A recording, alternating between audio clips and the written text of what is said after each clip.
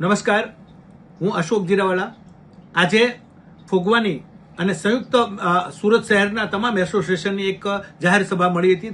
તેની અંદર આશરે મોટી સંખ્યામાં વિવર્સો ઉપસ્થિત રહ્યા હતા અને એમાં એક સર્વાનુમતે નિર્ણય કરવામાં આવ્યો છે કે એક પાળી આપણે ઇન્ડસ્ટ્રીઝને ચલાવવાની છે અને અથવા તો 2 અઠવાડિયામાં 2 રજા, વીકલી 2 રજા રાખવાની છે.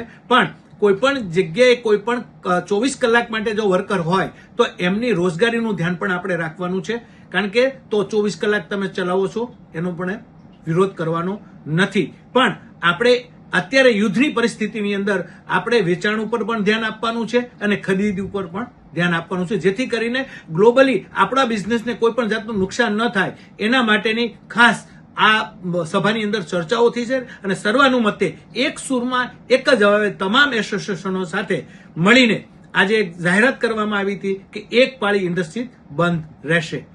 આભાર. Thank you.